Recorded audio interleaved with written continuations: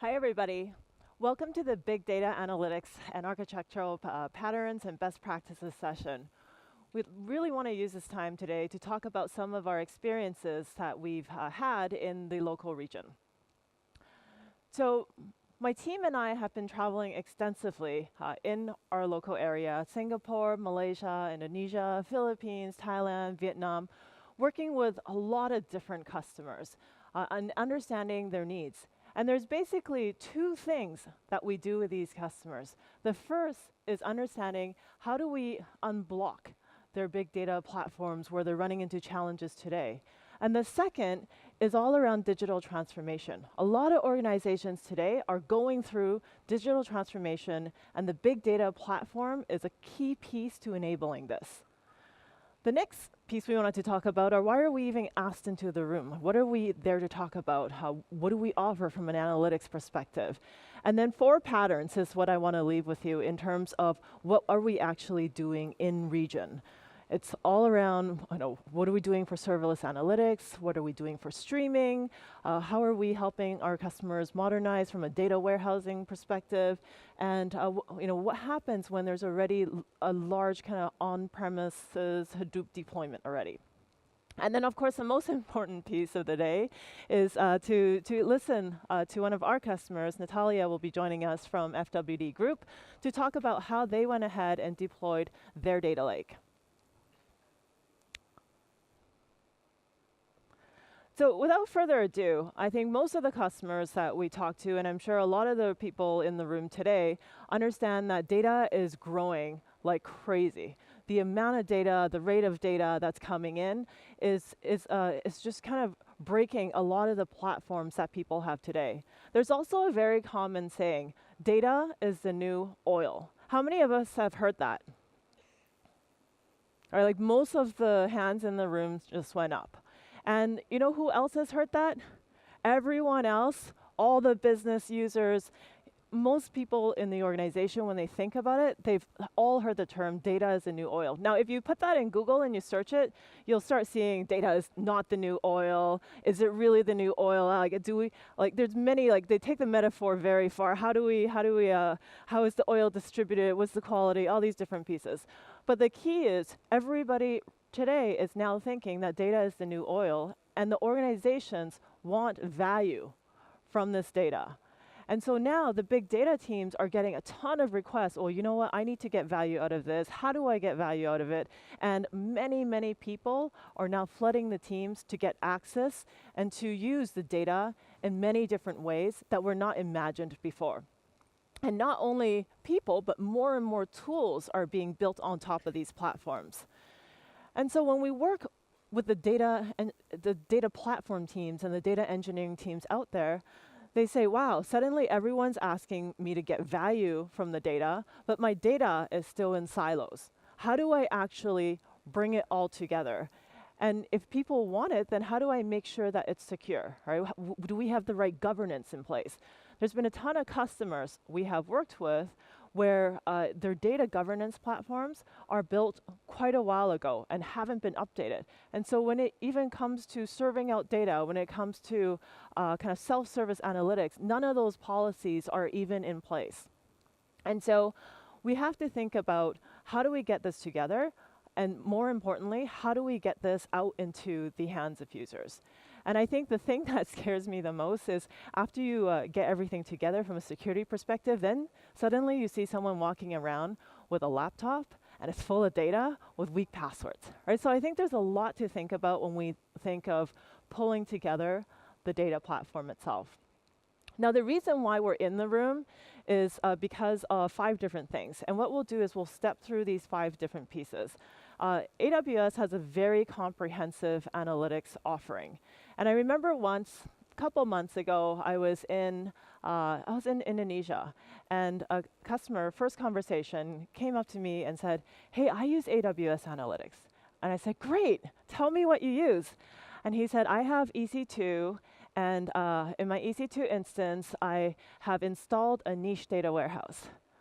I was like, oh, okay. Like, if that suits your needs, then most definitely, I'm happy for you. But From an analytics offering perspective, AWS has actually built a lot of different analytics services, from data movement to how you're storing the data. And I assume everybody here has heard of S3. How are you thinking from an analytics perspective, not only data warehousing, how are you handling real-time analytics? How are you handling kind of your logging analytics and your search? How are you working with interactive queries now that everyone wants to access the data? And then on top of that, and what's going on in the next hall is, how do you build ML on top of that? How are your ML models and your ML platforms working in symphony with your big data platform itself? And then how do you help users visualize and work within a constrained framework that they can actually get value out of it, instead of completely unleashing without training? So from an analytics perspective, there are 10 data movement services, 13 analytics services, 18 machine learning services, and the one thing that's probably wasn't on the previous slide is security and governance. Super, super important. There are 17 security and governance services. And so I think it's incredibly important, and we've learned this early on last year. Every time we have a conversation with a customer, there's actually 3 conversations going on. The first one is exactly what you would expect. You have a conversation about, what is your business use case? What can we actually, what is the architecture that's going to have to back that use case, and what is the business outcome? The second one is security and compliance, because unless you have your CISO signed off, this is going to be a very long conversation that may not go into production.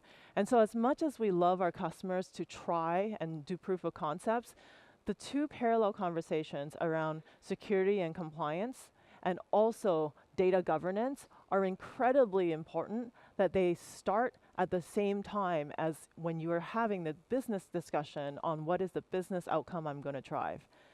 And I think I've said business quite a few times. I think it's incredibly important to make sure that we drive for business outcomes.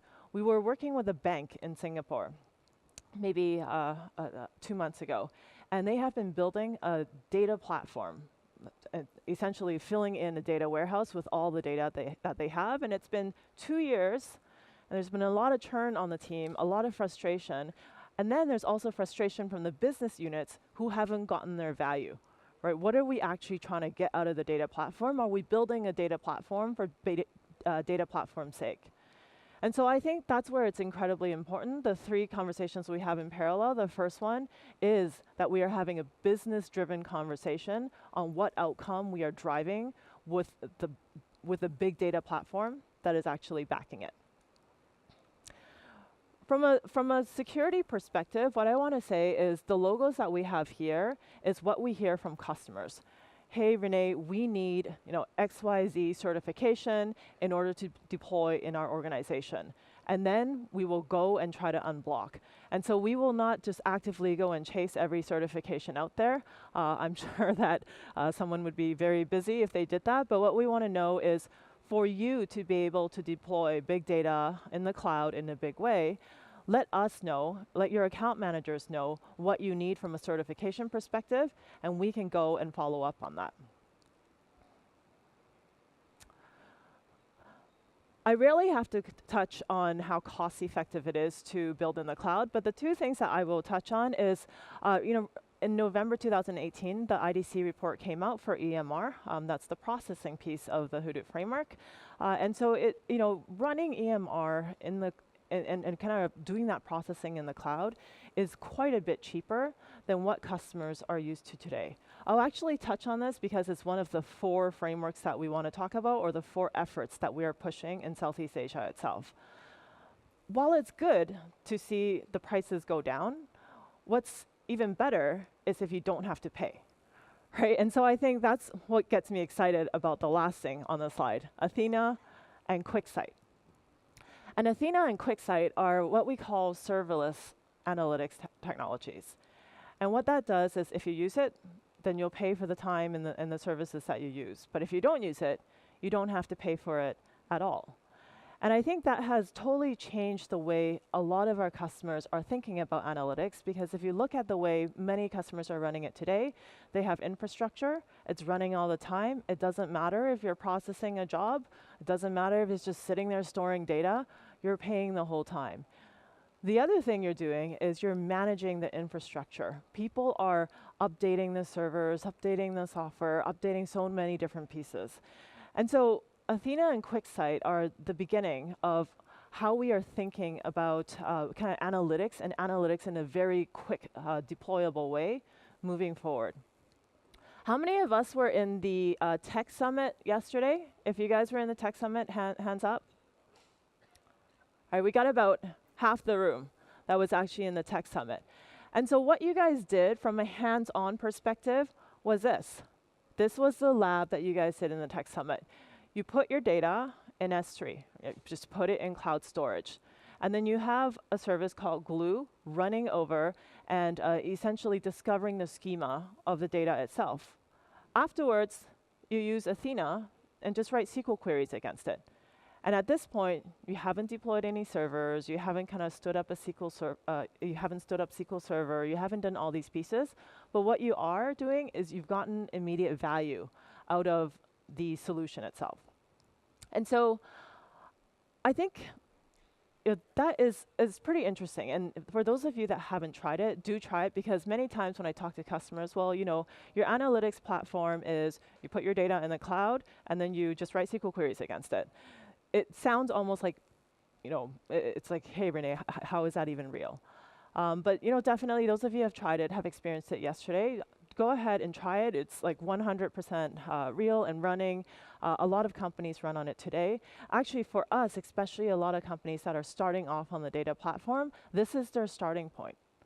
This is how we say, like, if you're going to build from scratch today, this is probably the best place where you can start.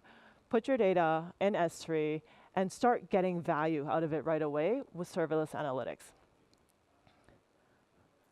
Movable Inc. is a really interesting organization in that they do real-time personalization. So if they were to send me an email trying to, and it's on websites, it's on emails. If they wanted to send me an email selling me a trip to Japan, it would probably have a picture on top with, you know, Tokyo, Disneyland, happy children, things that I feel like I could relate to and my children would have fun in.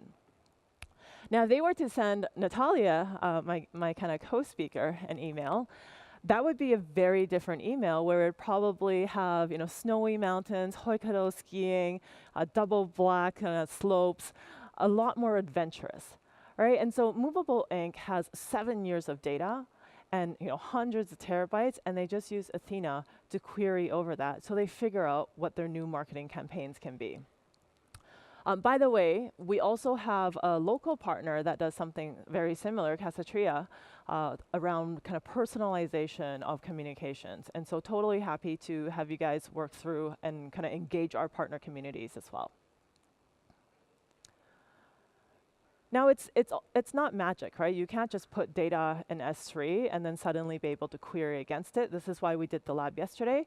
And this is where you have the critical piece for how we do serverless analytics.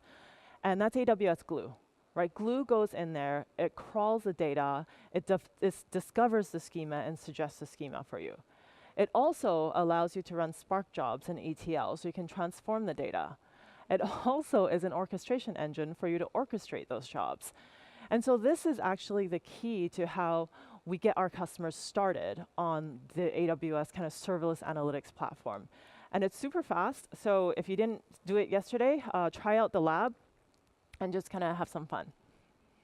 The second scenario that we run into a ton is streaming, right? A lot of our customers have traditional data warehouses, which are really good for what they're made for, which is having very dense, structured information and kind of querying that in a pretty quick speed.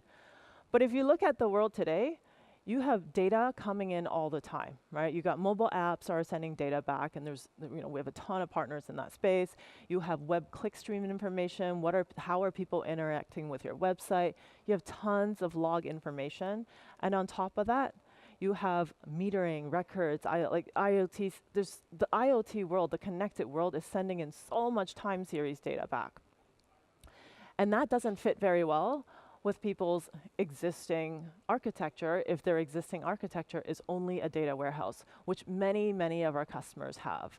And so from a value perspective, if you don't react quickly enough to streaming data, if it goes into a store and then you process at the end of the day, or you process once a week, that may be fine with your reporting to your exec team that you do on a monthly or weekly basis, but that's most definitely not fine for data that is being streamed in. A lot of our customers today, especially in the retail space, are experimenting with beacons. And what it does is it tracks where you are in a mall. And so I'm walking by a store, let's say I walk by Cotton On, and they think, okay, Renee seems like a Cotton On customer. Let's actually do a push notification and give her 10% off a t-shirt. Imagine if I got that push notification while I was right by the Cotton On store versus if I got it the next day. Right, the value has clearly dropped to nothing by the next day. Unless I really wanted a t-shirt, I might actually make my way back, but you can see what I mean by the diminishing value of kind of streaming data. The other piece to think about is another source, right? Just the social media universe, right? This is how kind of Twitter storms start up, right? They're asking, someone posts something on your brand webpage, how quickly can you actually respond to that? Can you run sentiment analysis on that and flag something that you think is going to kick off a whole storm? Now the thing is, if you can react quickly to that and nip that in the bud, you're totally fine. But if you don't, then you have set yourself up for a painful bunch of time dealing with the reactions itself. And so one example I wanted to show you, we've actually been using this example quite a bit, and the reason why we do so is gaming is really on the forefront of analytics, both in terms of what they're doing with analytics, the timing that they need in terms of response time, and also the volume of data that's going through. The Fortnite, pretty popular game, over 125 million players. What we're here to talk about is streaming, however. So each minute, they stream 92 million events back. So an hour is what, like over 50 billion events, right? And that's the scale at which things are coming back into the data platform. And so for a lot of our customers who only have a data warehouse, things just start breaking everywhere. And that's why we have these conversations on, hey, we have Kinesis. It's a streaming solution where you can go and capture the data, analyze it in real time, so you can react in real time. The way to think about it is, right now it's quite comfortable. Natalia and I were here yesterday, and it was quite humid, right? And so let's say like you had streaming information, you have temperature coming back all the time, you have a humidity sensor with that data coming back all the time, and if you see that both of them rise, you kick on the AC, right? Like it's just, there's so many different scenarios on how to actually use this. But the key is if you don't react in time, then that data has somewhat lost its value. And reacting in time is super critical. So YieldMo, they handle billions of ad impressions. And when they handle these ad impressions, what they do is in milliseconds, they have to react and optimize ad placements so that customers can actually get relevant ads of some sort. And this is all run on Kinesis. Essentially the capturing, the analysis, and helping them get that analysis back so they can react within milliseconds. Now the first two is around starting off, helping some of our customers start off in analytics, helping them solve for pieces of their platforms that may not exist yet. The next two that I wanted to talk about is about some of our customers that have traditional on-premises solutions. These are big investments that our customers have invested in. And the question then comes to, how can you actually help me either get more from my investment or kind of expand the investment itself in a smart way that will help me build a bigger and a more robust platform in the future? And so this one is about data warehouse modernization. And there's an interesting point here that data grows 10x every 5 years. Right? We heard about the case at Fortnite where they said, 92 million events captured per minute. And then you heard about the case in yield mode where they have billions of ad impressions that they need to react to at a millisecond rate. Whatever your organization, whether it be at that scale or not, the curve in terms of data coming onto the platform is going to continue to grow. And if you think about traditional data warehouses, the management piece is around 10K to 50K just for maintenance per year. Right now, you take your data and you 10x that, that bill is going to grow incredibly quickly. And so that's where we look at a bigger picture and we say, how are you using the data warehouse? If it's working well, let's use it for what it's actually working well for. But for the pieces where we're beginning to force fit things onto the infrastructure that we have, let's start spreading that out in a more kind of data lake oriented or a more holistic data platform. And so you'll notice that on the screen, the data warehousing piece, still there, still a critical piece of how customers do reporting and kind of search their data. That's on the left-hand side. But from a streaming perspective, you can stream directly into a data lake. You can use things like Kinesis to go ahead and do all the pieces you need for real-time reactions to the data that's coming in. And on top, there's many different ways to query, right? You have big data processing, you still have kind of your data warehouse queries, you have interactive queries, which we've talked about with Athena, and there's a lot of different pieces that we build on top of that. But what we do with our customers is we first say, let's look at what you have and let's look at how you're using it. So we make sure that you are using it for what it's actually really good at. And for what it might not be ideal for, let's find the right place for that. And so from a data warehousing perspective, Amazon has Redshift, right? AWS has Redshift. And I pulled these two charts from, I think, just late 2018. So from both Gartner and Forrester, we're really leading the charge in terms of what we're doing from data warehousing, knowing that that is still a very critical path for our customers. What we want to do, however, is to make sure that there's infinite growth, right? We talked about data growing 10x. Some may grow even faster. It just depends. Like, where is all this data coming from? And so making sure that we stay on the cutting edge of that technology is super, super important to us. And not only do our customers use it, as Amazon.com uses it as well. And so some of you may know Amazon.com actually started off using Oracle from a data warehousing perspective. And over time, we start running into some issues and recently has fully migrated onto AWS Redshift. And what that has done is the 50 petabytes that we had in Oracle, it is now easily growing into 100 petabytes. There are over 3,000 teams that are being served by the data warehouse itself, and there are 600,000 analytics jobs running on it.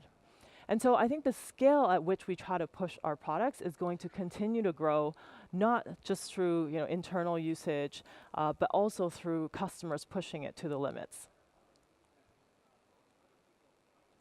Another customer that has moved to Redshift, this one from Teradata. So Equinox, for those of you that don't know, they basically have smart connected exercise devices. And what that does is it helps you gamify kind of exercising itself. So you can interact with other people exercising in other parts of the world. And so the couple things they ran into is there was an issue when it came to cost, and there was an issue when it came to scale. And so these guys move over to Redshift, and what they saw, and by the way, I have a slide on this next. It's really important that if you do a data warehouse migration, most customers have critical workloads running on their data warehouses, so it's an exercise you want to be very careful of. But as they moved on to Redshift, the Redshift bill is a fraction of the yearly maintenance fee for their Teradata instance. And that doesn't even include the upfront cost itself. And so when we look locally, then you see that, like I said, it's a very, like most people, data warehouse, mission critical, got really key information in there. We have partners. We can help from an AWS perspective. We have professional services, but we also have partners to walk you through this journey. What do we first move? Is it the data that's older, that gets queried not very often? Let's move that to S3 and then have Athena run on that instead. We have a partner Informatica that can help you get the data out of SAP into Redshift. That just kind of helps us easily move from some of the more traditional on-premises data warehouses into the cloud.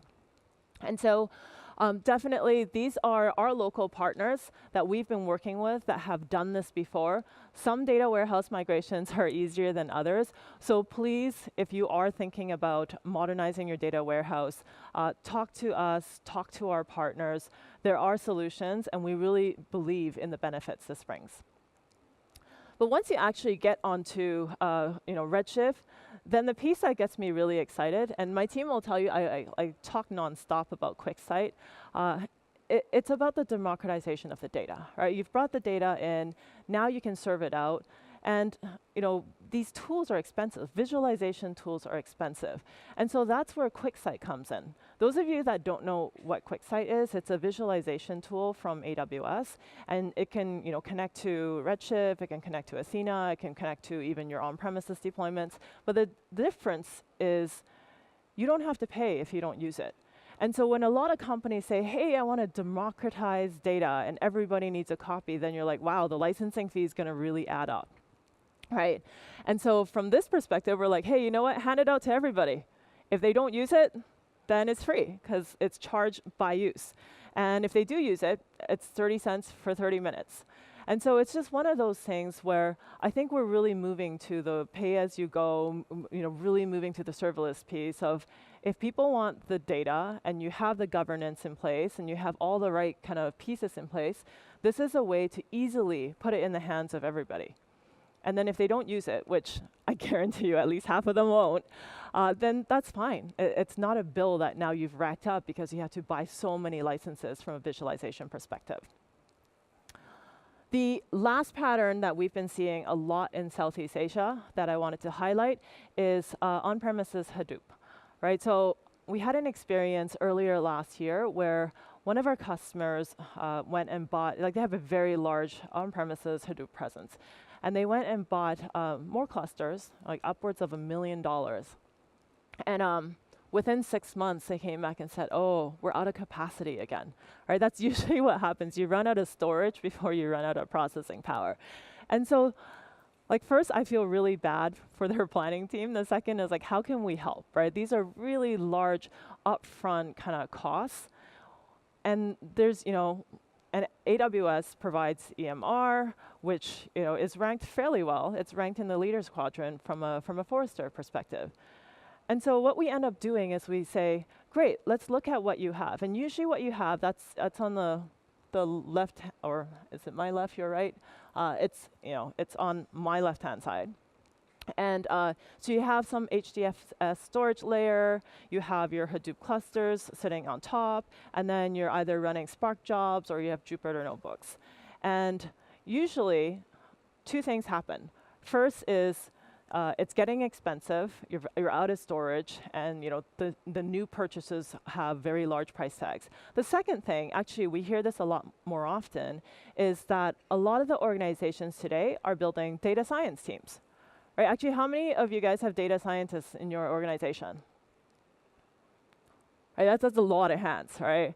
And so all these organizations are building groups of data scientists to build models, whether it be predictive models or not, just building models to get the value out of the data. Now, spinning up extra clusters to serve these data scientists is not necessarily easy or fast. And you'll run out of capacity very quickly. And so that's actually one of the key times that our team is brought in to say, hey, what can you guys do? And what we do is we say all the transient clusters that you spin up and shut down, because that's all experimentation, move that over first, right? You don't have to move the whole thing over. Clearly, you have a lot of stuff there. Move some of that onto S3, and then all the experimentation, all the data modeling, all the stuff that you need to spin up and down all the time, bring that onto EMR, because you can spin that up and down all you want, and then Jupyter Notebooks, bring them straight across. They run just fine. Spark jobs, just run them on EMR. And so the first step to meet the needs of new data scientist teams, because the worst thing is these folks are also very highly paid, right? And so if they're sitting around waiting for their data, it's never a good thing. And so let's make the most out of the data science teams that we have with a platform that can spin up and down and kind of spin up and down these clusters to serve their needs. And so what I'm going to leave you with before I ask Natalia to come up is one of our customers from an EMR perspective, right? Because we talked about how EMR can help drive a lot of the processing. And so FINRA has 75 billion events per day, and that's a lot of processing power that has to happen. And so they moved most of this processing over to EMR, and the estimated savings is between 10 to 20 million per year. And so I think it's incredibly important to know if you have kind of processing that is up and down, that's the type of stuff that would make a lot of sense to be the first thing to move over to EMR so that you can spin it down if you want. The worst is if you're paying for something that's just sitting there on idle, charging you the whole time. And so what I want to do now is, instead of hearing from me about some of the customers, you actually hear from the customer itself. So I'd like to invite Natalia up. Natalia is joining us as the head of innovation center for the FWD group. Recently deployed a data lake on AWS to drive more innovation. So would love to just kind of hear from you guys personally. Thanks, Renee.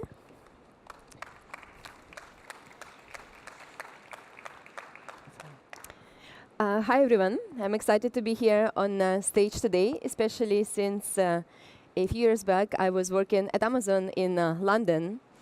My background is actually from the tech world. I worked at a few tech startups as well as large tech companies. In those companies, first-handedly, I saw how quickly we were able to build and release new features, to scale to millions of customers, and be able to enter new markets and disrupt different industries. My goal at FWD, after joining, has been bringing the same type of approach, how we innovated in the tech world, to the insurance area, and see how we can find ways to serve our customers better. FWD Insurance is a dynamic insurer with presence with 9 countries across Asia Pacific. We started only 5 years ago and now have more than 3 million customers and $28 billion in assets. When FWD was started, there were many large insurance on the market, but we had a vision that there are many ways we can improve and serve our customers better than currently existed on the market by creating better customer experience, reducing price, improving purchasing and servicing flows, and becoming a customer-obsessed company than compared to the traditional insurance companies. We've made insurance as simple as possible by creating comprehensive products, removing agents and commissions, especially in our Singapore market, giving the savings back to our customers, simplifying the claims functionality, improving the underwriting UI, and making the website as easy to use as any e-commerce platform website. FWD chose to focus on leveraging technology as a foundation to do things differently. And of course, key area to any tech platform is data and analytics. For our data lake project, when we were deciding which approach to choose, of course, we took a look at the traditional on-premise approach, where we set up our own data servers to store the customer data. The reason why we took a look at the traditional approach, because it is a very common practice in the insurance space. However, to build the customer experience and to achieve the speed to market that we wanted to enable, that would not have worked for us, mainly because we would have to buy quite a few new servers, get them all set up, hire additional infrastructure team. And because we wanted to go with the iterative release for the data lake, that would have cost us quite a lot of upfront investment that wouldn't be used at the beginning. So we chose not to go ahead with that approach.